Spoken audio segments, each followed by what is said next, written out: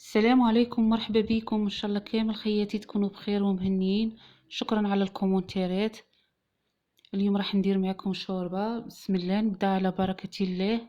درت الزيت، شويه لحم، قليته في الزيت. مغرف طماطيس تاع قوطي نقليها مع اللحم على نار قليله. حبه بصله مربيه، حبه بطاطا، 3 حبات زروديه، حبه طماطيس كبيره مربيه، قزبر بعد ما غسلته، ملح، كرويه، زعفران، حرور. تقدري تزيدي جامبو تاع الدجاج. نقلي كامل على نار قليله.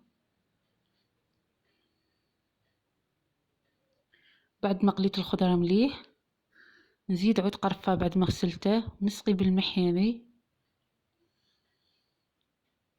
نزيد للنار ونخليه طيب.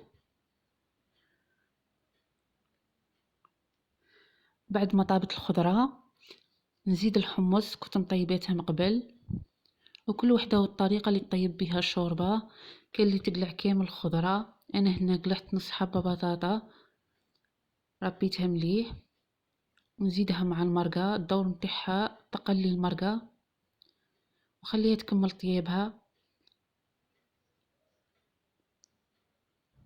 بعد ما طابت المرقه وطابت الخضره، نقلع الربطه تاع القزبر، نزيد الشوربه بعد ما غسلتها،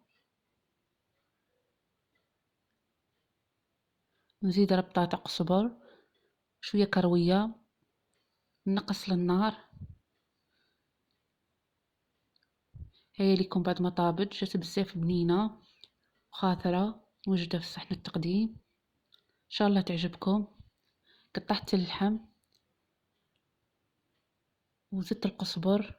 كما تعرفوا الشوربه تبغي القزبر. ان شاء الله تعجبكم، وما تنسونيش خواتاتي باللايك والاشتراك. وشكرا على الكومنتات الحلوة. ربي يحلي لي ايامكم. والسلام عليكم ورحمة الله وبركاته.